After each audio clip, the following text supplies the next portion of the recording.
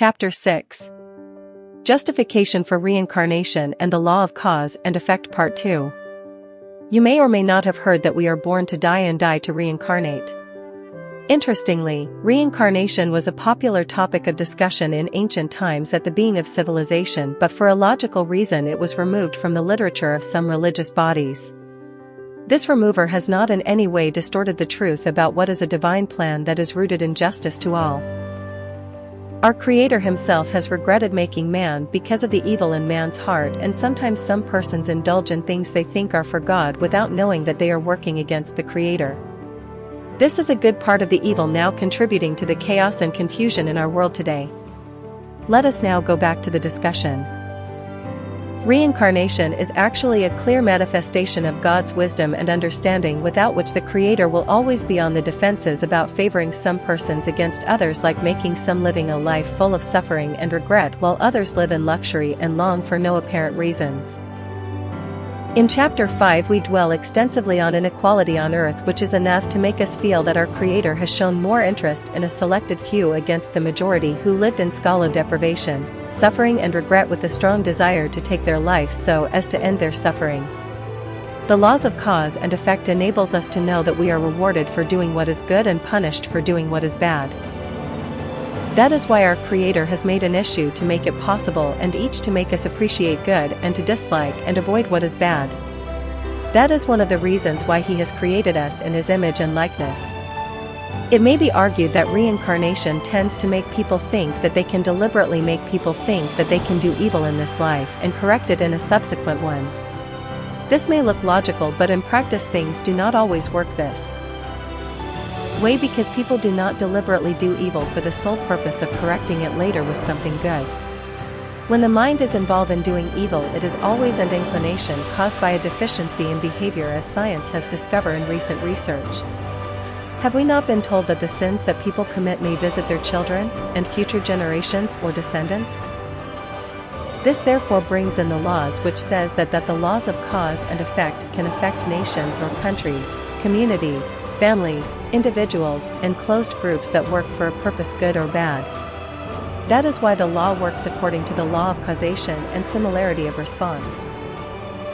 Is it not logical or godly to say that, for example, if a man or a woman is wicked or cruel to a partner in this life, in the next life the order will be reversed to bring about what may be regarded as balance in the next life?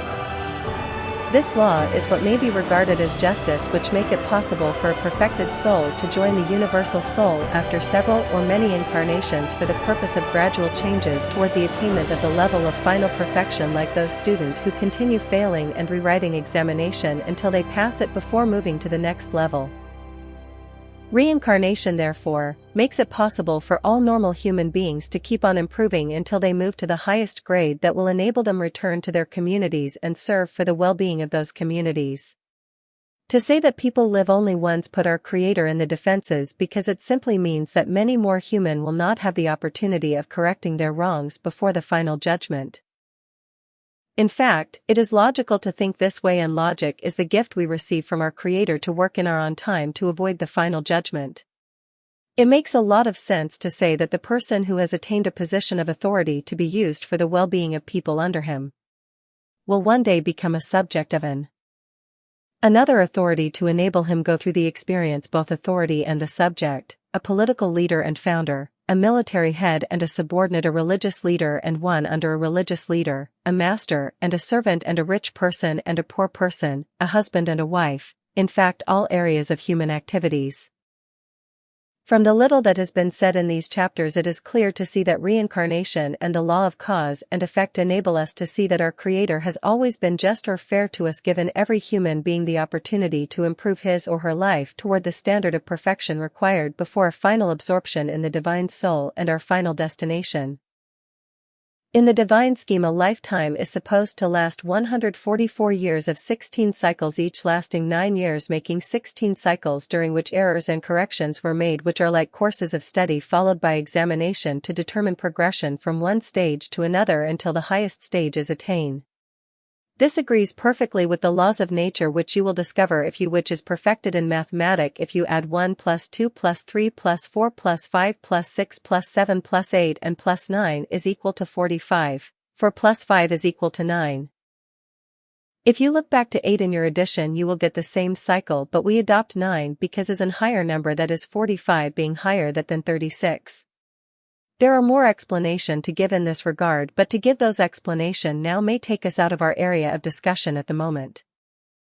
Returning to the 144 years to be lived by every human being, we find that most people do not fulfill the condition for living to 144 years because of sins of committal and omission which had their beginning when Adam and Eve disobeyed the laws of God by eating the forbidding fruits of the tree of the knowledge of good and evil committed on earth, which is number 10 of the emanations.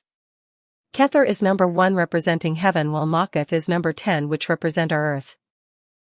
In the Kabbalah we see number 1 and 10 as having the same value to show that Maketh is the reflection of Kether seen from a different dimension. Heaven therefore represent purity or perfection, and while Maketh represent impurity or imperfection. In chapter 5 and 6 we discuss the justification for a reincarnation and laws of cause and effect which, in a way, bring in summary the whole of Holy Kabbalah. Those who have developed mixed feelings about what we doing in this book, they should think again about whether the book is an inspiration or a figment of our imagination. Most of what will comes after chapter 5 and 6 will only be a further development or a thought presented from chapter 1 to 6. If you take a look at our post on the Kabbalah of Numbers, you will observe that 5 and 6 come together in a way that will be explained in a subsequent chapter. This is the summary of the discussions in chapter 5 and 6. Your facilitator Aaron Newman.